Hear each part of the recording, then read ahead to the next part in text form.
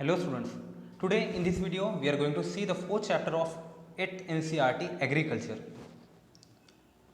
आपने अपने आसपास में तो देखा होगा खेती होते हुए। चंद्रपुर में कॉटन की खेती होती है, मूल साइड में राइस की खेती होती है, हमारे इधर कुछ जो है दालों की भी खेती होती है, जैसे ग्राम उगाते हैं, चने की दाल उगाते हैं। आपने बिस्किट भी खाया होगा, तो बिस्किट भी जो है ग्रेन से बनता है। This transformation from a plant to a finished product involve three types of economical activity। जैसे कुछ जो है गेहूं के ब्रेड्स बनते हैं, तो ये ट्रांसफॉर्म करने के लिए इन्हें जो है तीन टाइप की इकोनॉमिकल एक्टिविटी लगती है। तो transformation from a plant to a finish product involve three types of economical activity. First is primary activity, second is secondary and third is tertiary activity. तो इकोनॉमिक जो एक्टिविटीज है कितने type की है? तीन टाइप की, primary, secondary and tertiary. Primary activity में क्या क्या आता है, आइए देखते हैं। Primary activity involve all those connected with extraction and production of natural resources.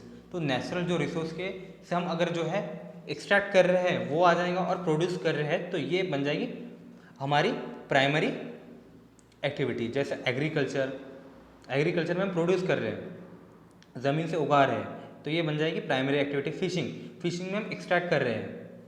Gathering में भी जो हम ले रहे हैं, पेड़ पे से लगे हुए उनके फ्रूट्स वगैरह ले रहे हैं। और माइनिंग भी जो है वो भी प्राइमरी एक्टिविटी है।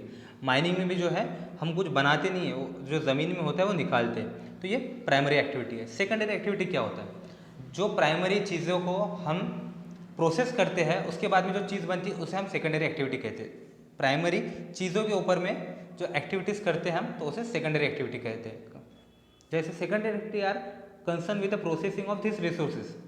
मैन्युफैक्चरिंग ऑफ स्टील का जो मैन्युफैक्चर करते हैं तो हम आयरन ओर से करते हैं, तो ज़मीन से निकालते हैं माइनिंग करके। तो ये प्राइमरी जो है आयरन ओर को निकालने के बाद में हम प्रोसेस करके उसको सेकेंडरी प्रोसेस कर रहे हैं, उस पर मैन्युफैक्चर कर रहे हैं। बेकिंग ऑफ ब्रेड, तो गेहूँ जो है हमें एग्रीकल्चर करने के बाद में मिला है, तो उससे हम प्रोसेस कर रहे हैं।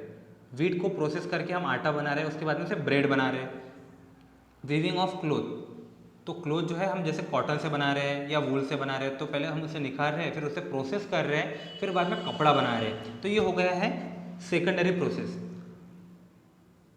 टर्शरी प्रोसेस क्या है? टर्शरी है सर्विसेज जो हमें मिलती है, जैसे ट्रांसपोर्ट सर्विस। ट्रांसपोर्ट सर्विस में आपके प्रोडक्ट के साथ में जो है कुछ प्रोसेस नहीं होता है। मान लीजिए आप जैसे कपड़ा लेके जा रहे हो, तो मुंबई से आप चंद्रपुर ला रहे हो, तो आपका कपड़ा वही कपड़ा रहेगा, उसमें कुछ चेंज नहीं होने वाला है, लेकिन वो आपको सर्विस दे रहा है, मुंबई से चंद्रपुर ला के दे रहा है। ट्रेडर्स जो है दुकान वाले, तो वो कहीं से सामान खरीदते और बेचते हैं, तो मिडल मैन जैसे ट्रेडर बन जाते हैं। तो वो आपके सामान के साथ में कुछ नहीं कर रहे, वो सामान जैसा खरीदा वैसे ही बेच रहे हैं, लेकिन ये एक ट्रेड कर रहे हैं, आपको सर्विस दे रहे हैं यहाँ पे ला के बेचते हैं। बैंकर्स, इंश्योरेंस, एडवर्टाइजिंग, ये जो है आपके प्रोडक्ट के साथ में कुछ नहीं कर रहे, सिर्फ आपको सर्विस दे रहे। तो ये हो गया टर्शरी सेक्टर में। Agriculture is a primary activity, it include growing of crops, fruit, vegetable, flowers and rearing of life stock. तो रेयरिंग ऑफ लाइफ स्टॉक जो है कैटल पालना, बकरी या शिप्स पालना या मुर्गी पालन, तो ये सब जो है ये भी एग्रीकल्चर का एक पार्ट है। In the world 50% of population are engage in the agriculture activity. तो दुनिया की जो है 50% पॉपुलेशन जो है एग्रीकल्चर एक्टिविटी में अभी भी इंगेज है, और इंडिया की 2/3 पॉपुलेशन अभी भी एग्रीकल्चर एक्टिविटी से जुड़ी हुई है। Favourable topography of soil and climate are vital for agriculture activity. तो आप जो खेती है वो कहीं भी नहीं कर सकते हो, उसके लिए आपको उपजाऊ ज़मीन की भी ज़रूरत है और क्लाइमेट की भी ज़रूरत है। जैसे अगर ज़मीन जहाँ की अच्छी नहीं है, बंजर ज़मीन है, तो वहाँ पे आप जो है क्रॉप उगा ही नहीं सकते। और जहाँ की ज़मीन भी अच्छी है लेकिन बारिश नहीं आ रही है, क्लाइमेट फेवरेबल नहीं है, धूप बहुत ज़्यादा है, तो वहाँ पे आप जो है खेती नहीं कर पाओगे। तो सॉइल और क्लाइमेट जो है बहुत इंपॉर्टेंट रोल प्ले करता है। The land on which the crop are grown is known as arable land.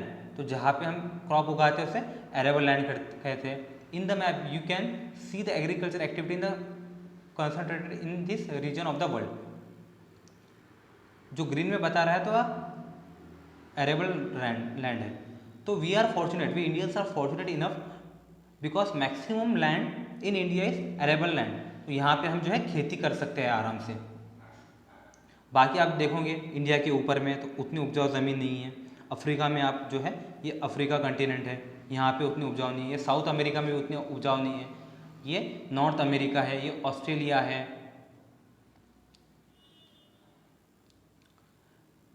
Do you no agriculture? Agriculture क्या है? It's science and art of cultivation on soil, rising the crop and rearing life stock. तो इसे जो है farming कहते हैं। तो पेड़ों को इस क्रॉप को उगाना या जानवर पालन जो है ये एग्रीकल्चर में आता है। सेरीकल्चर में क्या होता है? सिल्क जो वाम को हम रेयर करते हैं सिल्क उगाने के लिए, तो वो सेरीकल्चर में आता है। पीसी कल्चर में क्या होता है? हम जो फिश को ब्रीड कर रहे हैं टैंक बना के या पॉन्ड बना के, तो वो सेरीकल्चर में आता है। साइंटिफिक तरीके से जो है फिश को बड़ा कर रहे हैं वहाँ पे। विटीकल्चर, विटीकल्चर में कल्टीवेशन ऑफ ग्रेप, तो हम वाइन बनाने के लिए जो है ग्रेप का कल्टीवेशन करते हैं, तो इसे विटीकल्चर कहा जाता है। हॉर्टिकल्चर 10 के बाद में एक स्ट्रीम रहती है, तो उसमें हॉर्टिकल्चर रहता है, तो वहाँ पे इनके बताते हैं growing of vegetable, flowers and fruit, तो ये कमर्शियल यूज़ के लिए ये हॉर्टिकल्चर में आता है। ठीक है। एग्रीकल्चर क्रॉप कैसे उगाना और इसमें लाइफ स्टॉक रियरिंग, जानवर पालन का जो है इसमें आ जाएगा। सीरीकल्चर सिल्क उगाने के लिए हम सिल्क वाम को कैसे पालेंगे वो आ जाएगा। पीसीकल्चर फिशेस को कैसे जो है बड़ा करना, फिशेस की जो केयर कैसे करना, जो है फिश कल्टीवेशन समझ लीजिए pisciculture. Viticulture cultivation of grape, और हॉर्टिकल्चर जहाँ पे फ्लावर्स, वेजिटेबल और फ्रूट। फार्म टाइप एग्रीकल्चर और farming can be look at as a system. The important input agriculture में इम्पॉर्टेंट इनपुट क्या है? Seeds, fertiliser, machine and labour. अगर हमारे पास में सीड्स नहीं होंगे तो हम खेती नहीं कर पाएंगे। ठीक है। और फर्टिलाइजर नहीं होंगे तो खेती तो कर लेंगे, लेकिन उतनी ज़्यादा जो है हमें क्रॉप नहीं मिलेंगे, ज़्यादा प्रोडक्शन नहीं मिलेगा। मशीन्स नहीं रहेंगे तो बहुत ज़्यादा हार्ड वर्क हो जाएगा बिना मशीन के, और लेबर नहीं रहेंगे तो फार्मिंग हो ही नहीं सकती बिना लेबर के।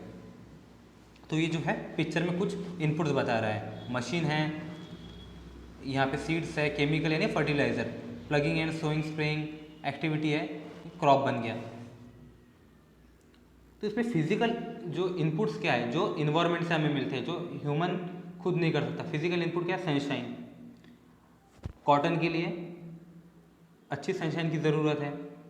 रेनफॉल, राइस के लिए बहुत ज़्यादा रेनफॉल की ज़रूरत है। कॉटन को जो शुरुआत में रेनफॉल की ज़रूरत लगती है, रेनफॉल, अगर रेनफॉल नहीं है तो बराबर नहीं हो पाएगा। टेम्परेचर, कुछ जो उनके क्रॉप्स को जो अच्छा टेम्परेचर की ज़रूरत है, और कुछ जो है माइल्ड टेम्परेचर में होते हैं। जैसे जो गेहूँ है तो उसको बहुत ज़्यादा टेम्परेचर की ज़रूरत नहीं है, तो समर में गेहूँ कभी नहीं उगता है। राइस को बहुत ज़्यादा रेनफॉल की ज़रूरत है। शुगर को जो है बहुत ज़्यादा पानी की ज़रूरत है। सॉइल, तो मिट्टी जो है, तो अगर अच्छी क्वालिटी की मिट्टी रहेगी तो वहाँ पे अच्छा होगा। और स्लोप, अगर ऐसा स्टीप स्लोप है, ये मान लीजिए हिल है और ऐसा स्टीप स्लोप है, तो यहाँ पे कुछ भी कल्टीवेट करना मुश्किल हो जाएगा। ना यहाँ पे आप ट्रैक्टर चला सकते हो, ना यहाँ पे लेबर से काम ले सकते हो। तो स्लोप का भी, अगर यहाँ पे ऐसा अगर जेंटल स्लोप है तो यहाँ पे आप करवा सकते हो मशीन से काम या लेबर से काम। तो स्लोप का भी जो है बहुत इंपॉर्टेंट रोल प्ले करता है।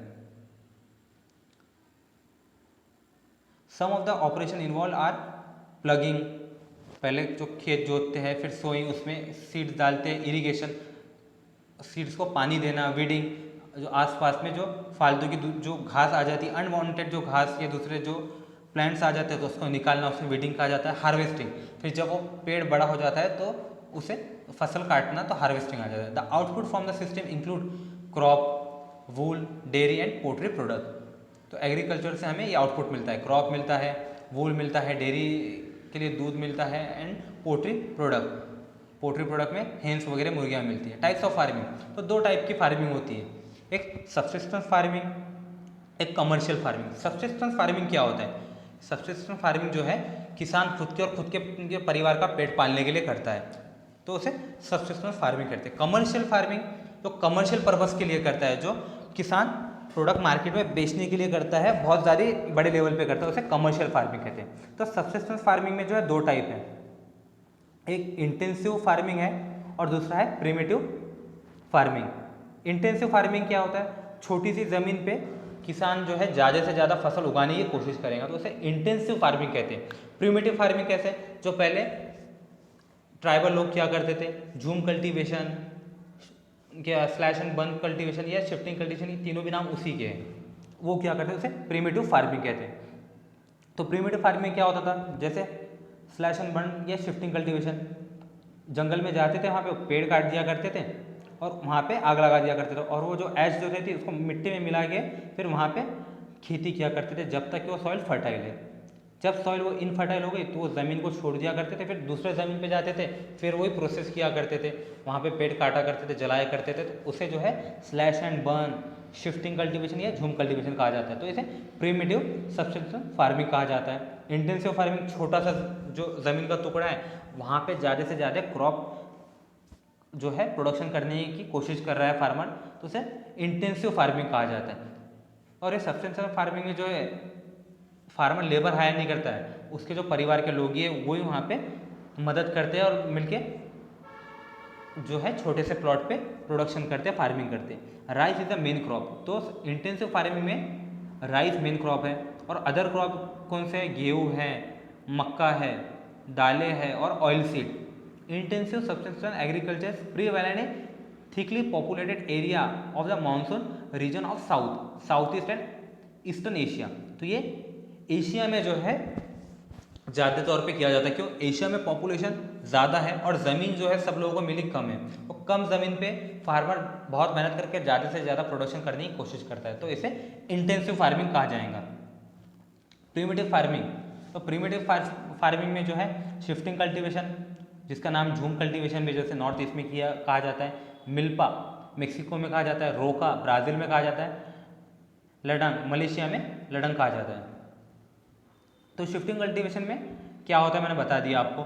ये कहाँ पे किया जाता है? ये थिकली फॉरेस्ट एरिया में किया जाता है, अमेजॉन बेसिन के, ठीक है, ट्रॉपिकल अफ्रीका में, part of south east Asia में और नॉर्थ ईस्ट इंडिया में। तो यहाँ पे जो है शिफ्टिंग कल्टीवेशन किया जाता है। This are the area of heavy rainfall, जहाँ पे हेवी रेनफॉल होता है और वेजिटेशन जो है फट से उग जाता है। A plot of land is clear, ये हो गया है। यहाँ पे उगाया क्या जाता है? यहाँ पे मक्का उगाया जाता है, maize, yam, potato and cassava. After the soil fertility loss, shifting cultivation is also known as slash and burn cultivation. तो नाम याद रखिए, शिफ्टिंग कल्टीवेशन को jhum cultivation, slash and burn cultivation कहा जाता है। मिल्पा मेक्सिको में, रोका ब्राज़ील में और लडंग मलेशिया में। तो ये इनके नाम से अलग अलग। फार्मिंग में जो है भेड़ बकरी पालन भी आ गया। तो नोमैटिक हर्डिंग है तो ये भी शिफ्टिंग कल्टीवेशन में आ गई है, प्रिमिटिव में आ गई है, प्रिमिटिव सब्सिस्टेंस एग्रीकल्चर में आ गई है। तो नोमैटिक हर्डिंग क्या होता है? जो हर्डर्स रहते हैं तो इन्हें लेकर जो है जानवरों को लेके अलग अलग दूसरी जगह पे घूमते हैं अकॉर्डिंग टू यहाँ पे कंडीशन, जो सीज़न जैसे रहते हैं, जहाँ पे चारा पानी अवेलेबल है वहाँ पे लेके जाते हैं। तो ये मैक्सिममली कहा किया जाता है सेमी एरिड, जो एरिड जगह यानी सूखी जगह, और सेमी एरिड जगह यानी थोड़ी जो सूखी जगह है, जैसे इंडिया में राजस्थान हो गया है, जम्मू कश्मीर हो गया है, और region of Sahara, central Asia और सम पार्ट ऑफ इंडिया में राजस्थान और जम्मू कश्मीर में। ये जो नोमैडिक हर्डिंग है तो महाराष्ट्र में भी किया जाता है। धनकर समाज जो है तो महाराष्ट्र में करता है, बकर वाला समाज जम्मू कश्मीर में करता है। In this type of farming herdsman move from place to place, तो चारा पानी के लिए जो है हर्डमैन इसे घूमते रहते हैं। This type of movement arise in response to the climate constraint and terrain. Sheep, camel, yak और गोट, तो शीप, कैमल, याक और गोट को लेके जो है अक्सर नोमैडिक हर्डिंग की जाती है। They provide milk, meat, wool, hide and other product to the herder and their family. Milk मिलता है, मीट मिलता है, वूल मिलता है, हाइड्स मिलता है, चमड़ा मिलता है यानी उससे, तो ये चीज़ें हर्डर को मिलती है। भद्रावती के पास के एरिया में भी जो है कुछ गुजराती जो हर्डर्स हैं तो वहाँ पे अपने शिप्स को लेके और बकरियों को लेके नोमैडिक हर्डिंग करते हैं। आपको कभी जो है रास्ते से चलते हुए दिख जाएंगे, एकदम जो है टिपिकल गुजराती ड्रेस में वो पहन के रहते हैं और वहाँ पे अपनी जो है टेंट्स बना के नोमैडिक हर्डिंग करते हैं। कमर्शियल फार्मिंग जो है बड़े लैंड पे की जाती है और वहाँ पे मशीन की से जो है किया जाता है। प्लगिंग जो है मशीन से की जाएंगी, हार्वेस्टिंग, सोइंग सब मशीन से किया जाएगा, और फर्टिलाइजर भी जो मारा जाएगा तो मशीन से मारा जाएगा। इंटेंसिव फार्मिंग जो है ज़मीन कम होती है, मान लीजिए 5 एकड़ रहेंगी, एकड़ या फिर 1.5 हेक्टर, तो 1 हेक्टर जो है hectare is equal to 2.5 acres, ठीक है।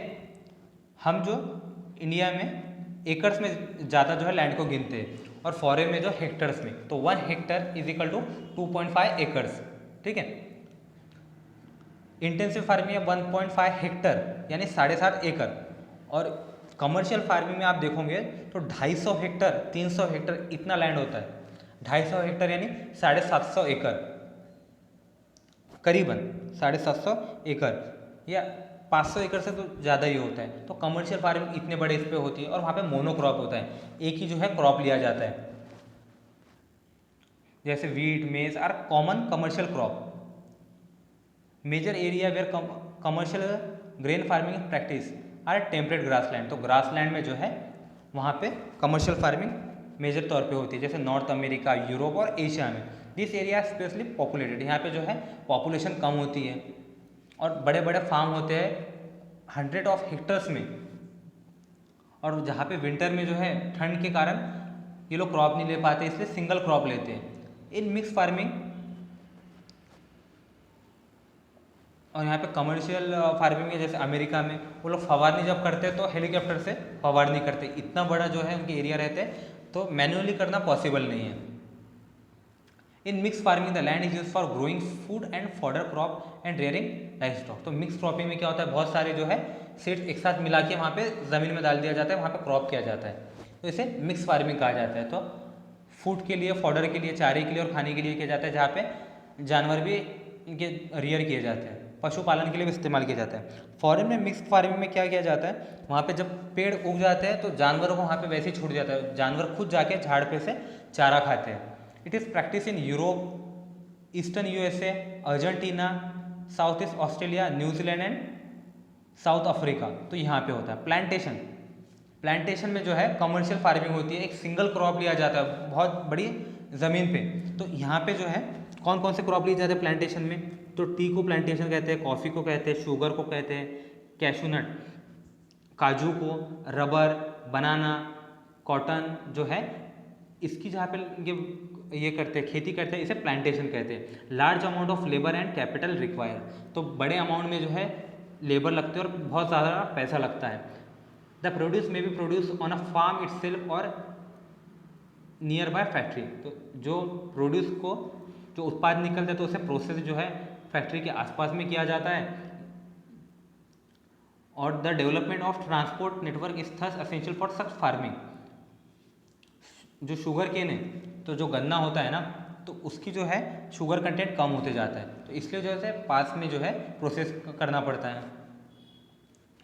कॉटन को तो आप दूर में ले जाके भी जो है प्रोसेस कर सकते हो, क्योंकि कॉटन का कोई वेट लॉस नहीं होता है।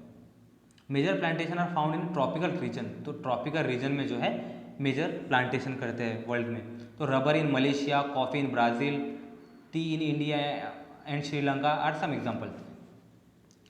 एक मैं आपको ये बताता हूँ, इंडिया में टी कहाँ पे होती है, दार्जिलिंग में होती है, आसाम में होती है, ठीक है। कॉफ़ी कहाँ पे होती है, कॉफ़ी कर्नाटक में होती है। ये कॉफ़ी का ऐसे टेल है, एक सूफी सेंट आए थे अरब से, तो ऐसा माना जाता है और कई सुनी बात है कि कर्नाटक में जब वो आए थे तो जंगल में रहना शुरू किए, तो उन्होंने जो है वहाँ पे एक पेड़ देखा, फिर वहाँ पे जो कॉफ़ी का प्लांटेशन शुरू हुआ। रबर जो है केरला में बहुत इस पे उगाया जाता है, लार्ज स्केल में उगाया जाता है।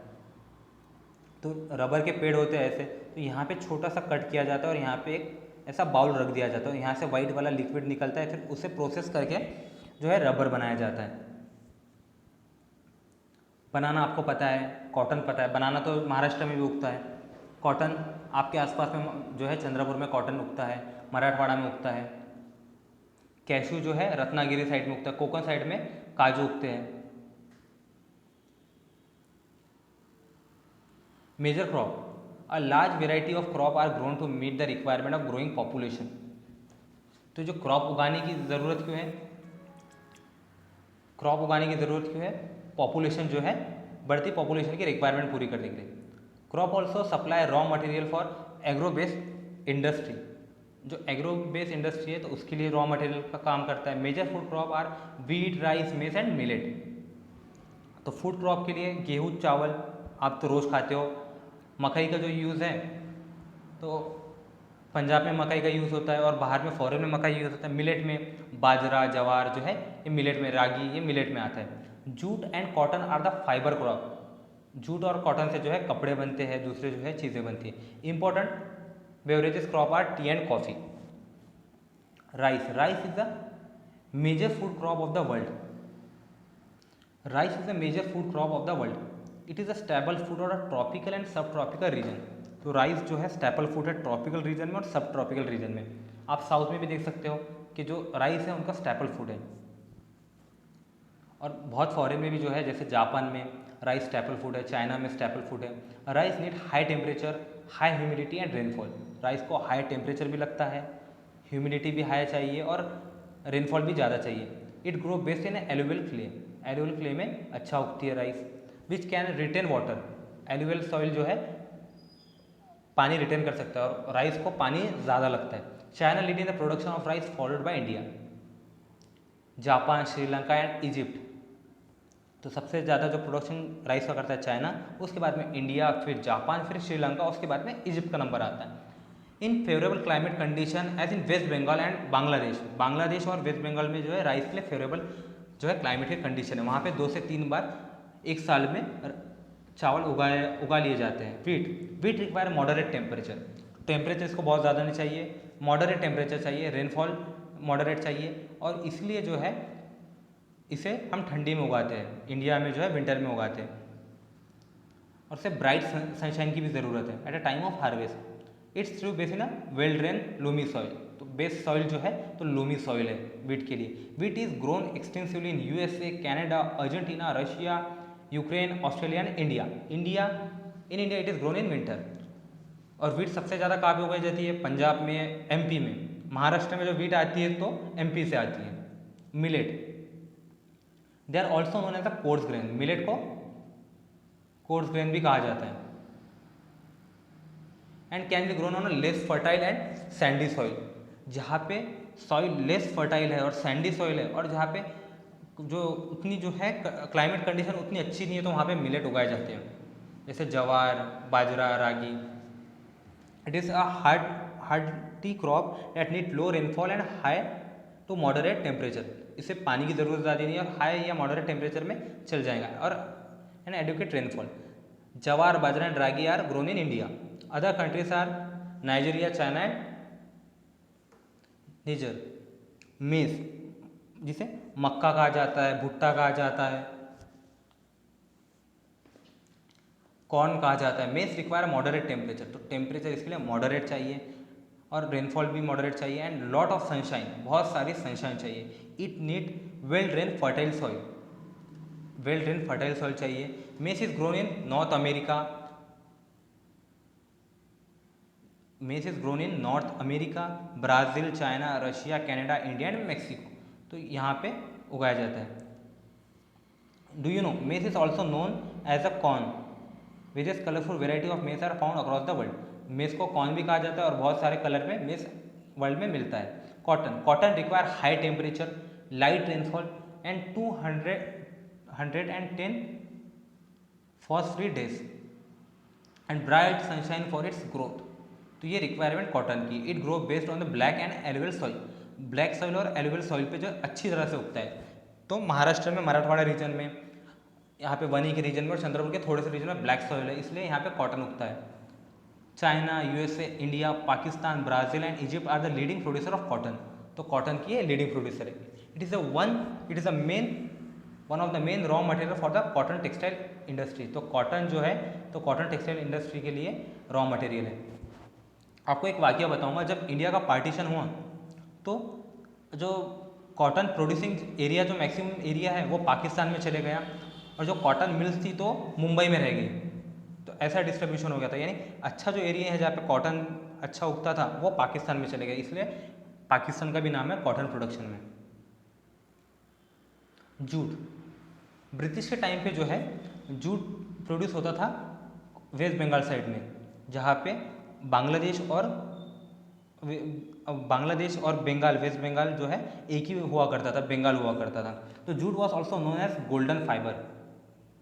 ये याद रखिए, जूट को क्या कहा जाता है? Golden fibre. अगर क्वेश्चन इसमें एग्जाम में पूछ लिया गोल्डन फाइबर किसे कहा जाता है, सिल्क को, जूट को, कॉटन को, या और कोई एग्जाम्पल रहा तो याद रखिएगा golden fibre is jute. It is grown well on alluvial soil and require high temperature. Alluvial soil पे ग्रो होता है, वैसे हाई टेम्परेचर लगता है. Heavy rain and humid climate, rain भी ज़्यादा लगती है और क्लाइमेट ह्यूमिडिटी से ज़रूरत है। This crop is grown in a tropical area, tropical area, Tropic of Cancer and Tropic of Capricorn को ट्रॉपिकल एरिया कहा जाता है, जहाँ पे ये रीजन ट्रॉपिक ऑफ कैंसर की लाइन और ट्रॉपिकल ऑफ कैप्रिकॉर्न की लाइन जहाँ से जाती है वो रीजन को ट्रॉपिकल एरिया कहा जाता है। India and Bangladesh are the leading producer of jute, India और बांग्लादेश जो है जूट के लीडिंग प्रोड्यूसर है। Coffee require warm and wet climate and well drain loamy soil, तो वार्म और वेट क्लाइमेट चाहिए कॉफ़ी को और वेल ड्रेन लूमी सॉइल चाहिए। Hill slope are more suitable for growing of this crop, तो इसलिए जो कॉफ़ी को जो है हिल स्लोप पे उगाया जाता है। Brazil is a leading producer followed by Colombia and India, सबसे ज़्यादा जो है कॉफ़ी को प्रोड्यूस करता है ब्राज़ील, उसके बाद में नंबर है कोलंबिया, फिर India. Tea is a beverage crop grown on plantation, this require cool climate and well distributed high rainfall throughout the year for the growth of its tender leaf, अच्छे इसके जो leaf आने के लिए इसे साल भर बारिश चाहिए और कूल क्लाइमेट चाहिए। It need well drain loamy soil, तो कॉफ़ी की तरह टी को भी लूमी सॉइल की ज़रूरत है। And gentle slope, labour in a large number is require pick up the leaves, तो जो लेबर है इससे लीव्स जो है मशीन से नहीं लिए जाते हैं, हाथों से कॉफ़ी टी के निकाले जाते हैं। Kenya, India, China, Sri Lanka produce the best quality of T in the world, तो केनिया, चाइना, इंडिया, श्रीलंका जो है सबसे बेस्ट क्वालिटी की दुनिया में चाय उगाते हैं। एग्रीकल्चरल डेवलपमेंट, तो एग्रीकल्चर में डेवलपमेंट की क्या ज़रूरत है? जैसे जो है पॉपुलेशन ग्रो हो रही है तो लोगों की डिमांड भी ग्रो हो रही है, इसीलिए जो है हमें एग्रीकल्चर में डेवलपमेंट की ज़रूरत है। एग्रीकल्चर में डेवलपमेंट होगा तो प्रोडक्शन ज़्यादा होगा और जो है ग्रोइंग पॉपुलेशन की डिमांड जो है बढ़े जो है सेटिस्फाई होंगी। पहले ज़माने में ऐसा हुआ करता था, जब भी शादी हुआ करती थी तो लोग जो है सबसे पहले पहुंच जाते थे, क्यों? क्योंकि लास्ट में खाना खत्म हो जाएगा इसका डर हुआ करता था। लेकिन अभी जो है अभी हम ऐसे नहीं करते, हम आराम से जाते हैं। तो ये जो है पहले हमारे इंडिया में भी खाने की किल्लत हुआ करती थी, फूड सिक्योरिटी नहीं थी। उसके बाद में जो है ग्रीन रिवॉल्यूशन आया 1965 में, तो उसके बाद में जो है प्रोडक्शन बढ़ा और इंडिया जो फाइनली 1990s में फूड सिक्योर हुआ, फूड सफिशिएंट हुआ। Agriculture development refer to the effort made to increase the farm production in order to meet the growing demand of the increasing population, this can be achieve in many ways. तो हम agriculture development कैसे उनके achieve कर सकते हैं? Increasing crop area, तो crop area को बढ़ा के, लेकिन इंडिया में पॉसिबल नहीं है और वर्ल्ड में भी पॉसिबल नहीं, क्योंकि लैंड इज लिमिटेड और पहले जो लैंड है तो वही जो है डिस्ट्रीब्यूट हो चुका है। नंबर ऑफ क्रॉप्स ग्रोन, तो है ये हम कर सकते हैं, एक साल में 2 क्रॉप 3 क्रॉप ले सकते हैं। इम्प्रूविंग इरिगेशन फैसिलिटी, रेन है अनसर्टन है, कभी बारिश आएंगी कभी नहीं आएंगी, तो इससे जो है क्रॉप के प्रोडक्शन पे बहुत असर पड़ सकता है। इसलिए हम अगर इरिगेशन फैसिलिटी है तो जब पेड़ को चाहिए हम तब पानी दे सकते हैं, तो improving irrigation facility. Use of fertiliser, हम खाद दे सकते हैं, खाद देने से जो है प्रोडक्शन अच्छा होगा, उसकी जो है अच्छा पेड़ बढ़ेगा। And high yield variety of seed, high yield variety of seed का जो है यूज़ करने से जो कीड़े वगैरह है वो भी नहीं लगेंगे और जो क्वालिटी रिक्वायर्ड है हमें, जैसे बड़ा फल चाहिए, मीठा जो फल चाहिए, तो वो जो है मिल सकता है। Mechanisation of agriculture is also another aspect of agriculture development, मशीनों का हम यूज़ करेंगे तो भी जो प्रोडक्शन अच्छा होगा। अगर हम बैल से अगर प्लगिंग करेंगे तो 1 एकड़ के लिए हमें 3 दिन 4 दिन लग जाएंगे, लेकिन अगर हम वही ट्रैक्टर से करेंगे तो 1 घंटे में हो जाएगा। तो ऐसे से हम जो है मशीन का यूज़ कर सके जो है इस डेवलपमेंट कर सकते हैं। The ultimate aim of the agriculture development is to increase food security, तो अल्टीमेट एम क्या है? हमें फूड सिक्योरिटी लाना है। फूड सिक्योरिटी क्या है? The food security exist when all the people at all time have access to sufficient safe and nutritious food to meet their dietary need, तो सभी टाइम पे सभी लोगों को सभी टाइम पे जो है खाना मिलना चाहिए और सफिशिएंट खाना मिलना चाहिए, वो सेफ भी होना चाहिए और न्यूट्रिशियस भी होना चाहिए। And food preference for an active and healthy life, तो फूड सिक्योरिटी से और एक बात याद आ गई, इंदिरा गांधी जब हमारे प्राइम मिनिस्टर थे तो उस टाइम पे उन्होंने जो है अमेरिका से वीट लिया करती थी। हमारे पास खाने के लिए जो है वीट की कमी हो गई थी, तो खाने के लिए उतना हमारे पास में क्रॉप नहीं थे, अनाज नहीं था, तो उन्होंने वीट जो है वहाँ से अमेरिका से लेता था। अमेरिका उस टाइम पे था वियतनाम वार में, तो अमेरिका ने इंडिया को लिटरली धमकी दी थी कि अगर आप उस पे कुछ बोलोगे तो हम आपका जो है गेहूँ जो हम आपको एक्सपोर्ट कर रहे हैं तो वो बंद कर देंगे। तो अगर उस टाइम पे अमेरिका इंडिया को गेहूँ एक्सपोर्ट करना बंद करता तो इंडिया में जो है पॉपुलेशन जो है भूख से मर जाती थी। तो इसीलिए हर नेशन चाहते हैं वो फूड सिक्योर हो, और इसीलिए जो है एग्रीकल्चर में डेवलपमेंट करना चाहते हैं। Agriculture has develop at different place in different part of the world. Developing countries with a large population usually practice intensive agriculture where crop are grown on a small holding mostly for subsistence। तो अलग अलग देश में अलग अलग तरीके से development हो रहा है। डेवलपिंग कंट्री जैसे इंडिया एक डेवलपिंग कंट्री है, तो वहाँ पे जो है लार्ज पॉपुलेशन है, इसलिए हम जो है इंटेंसिव एग्रीकल्चर प्रैक्टिस करते हैं। छोटी सी ज़मीन में ज़्यादा से ज़्यादा जो है प्रोडक्शन करने की और सब्सिस्टेंस के लिए करते हैं। किसान खुद के परिवार के लिए जो है अनाज उगाने की कोशिश करता है। Largest holding are most suitable for commercial agriculture. तो जहाँ पे लार्ज होल्डिंग होती है तो वहाँ पे एग्रीकल्चर कमर्शियल एग्रीकल्चर करने के लिए अच्छा होता है, जैसे USA, Canada, Australia. With the help of 2 case study of farms, one from the India and other from the USA, let us understand the agriculture in the developing and the developed country. तो ये जो 2 case study है ये आपके लिए आपको पढ़ना है कि इंडिया में कैसा होता है, ये मुन्ना लाल का केस इंडिया में कैसा है और अमेरिका में केस कैसा है। इंटरेस्टिंग फैक्ट यहाँ पे देखिए कॉफ़ी जो है डिस्कवरी कैसे हुई थी। There are different version about the discovery of coffee. तो सबके अलग अलग किस्से कि कैसे कॉफ़ी हुई थी।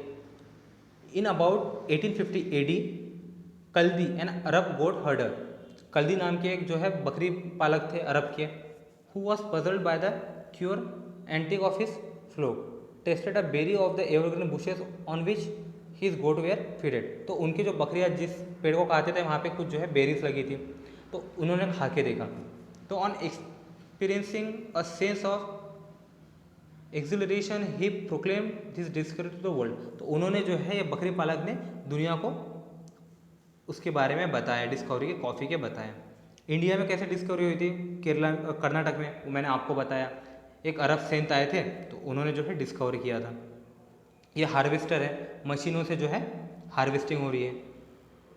ये मेज का क्रॉप है।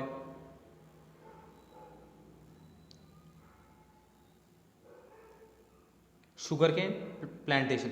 शुगर केन प्लांटेशन जो है महाराष्ट्र में सबसे सूटेबल जगह है कोल्हापुर, और वो साइड में सोलापुर। वैसे तो इसे मराठवाड़ा में भी किया जाता है, लेकिन मराठवाड़ा में जो है उतनी सूटेबल नहीं है, क्योंकि मराठवाड़ा में पहले पानी की कमी है और शुगर केन को बहुत ज़्यादा पानी लगता है। इंडिया में सबसे ज़्यादा जो शुगर केन का प्रोडक्शन होता है वो होता है यूपी में, और उसके बाद में महाराष्ट्र में। लेकिन महाराष्ट्र की जो शुगर में है तो शुगर की क्वालिटी ज़्यादा रहती है, ज़्यादा जूसी होता है।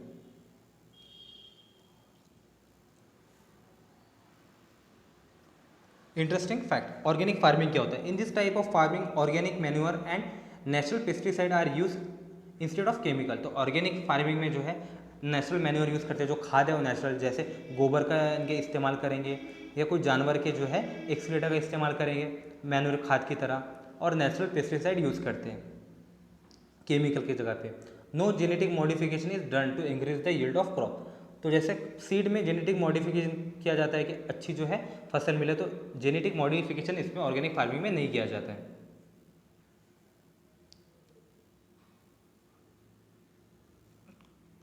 एग्रीकल्चर का जो है वर्ड कहाँ से डिराइव हुआ, जैसे बहुत सारे वर्ड लैटिन से डिराइव हुए, तो एग्री भी वैसे हुआ। तो एगर और एग्री का मीनिंग होता है सॉइल, और कल्चर का मतलब होता है कल्टीवेशन। तो सॉइल का कल्टीवेशन यानी एग्रीकल्चर। सो स्टूडेंट्स, यहाँ पे हमने 4th चैप्टर एग्रीकल्चर कंप्लीट कर दिया है। आपको यहाँ पे कोई भी डाउट्स हो, क्यूरीज हो, या आपको कोई भी पार्ट समझा नहीं होगा तो प्लीज़ कमेंट कीजिए और मुझे बताइए। Thank you.